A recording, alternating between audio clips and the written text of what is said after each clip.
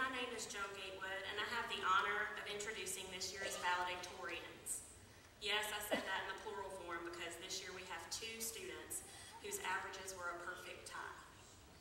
I also had the privilege of having both of these students in my homeroom. I would like to introduce a student who is outrageously talented. She won the Coaches Award on AMS's Lady Wildcat basketball team.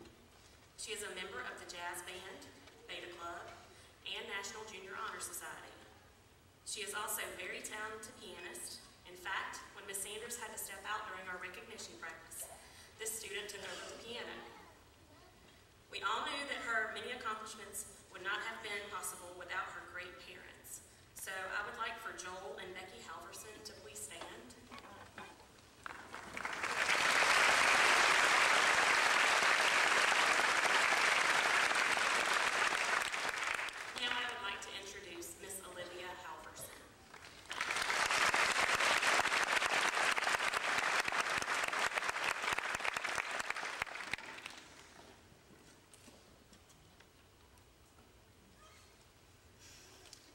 Don't compromise yourself. You are all you've got.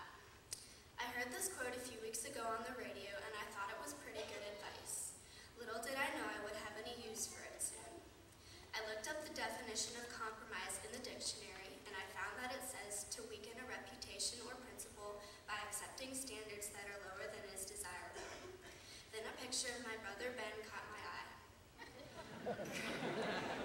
Growing up with Ben, I hadn't really understood until I got older why he was different.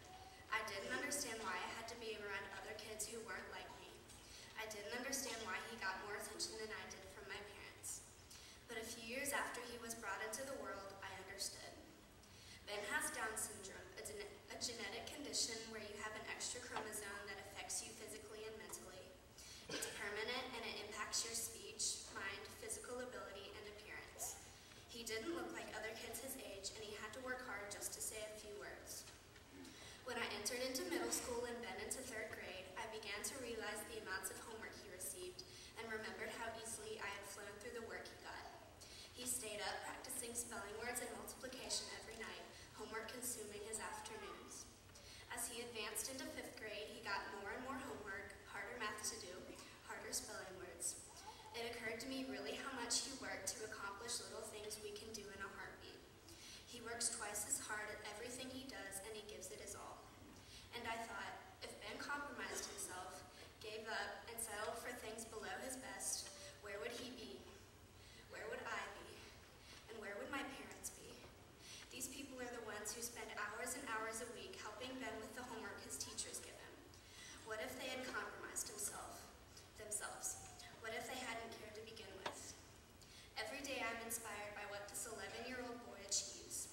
He can read, he can write, he plays sports, he has friends, he has people who love him, and every person he meets is inspired by him too. He leaves a deep impression on their heart. He confronts life with a smile on his face. It humbles me that I have a brother that is so thrilled when I come home from school, is excited for me when I have a piano recital. I have a brother who proposes toasts at the dinner table in my honor and writes my name himself on my presidential physical fitness certificate. This boy is what motivates me to try my best every day. He's what convinces me not to give up. If it wasn't for Ben, I might not be up here right now. I wouldn't have struggled as much to set a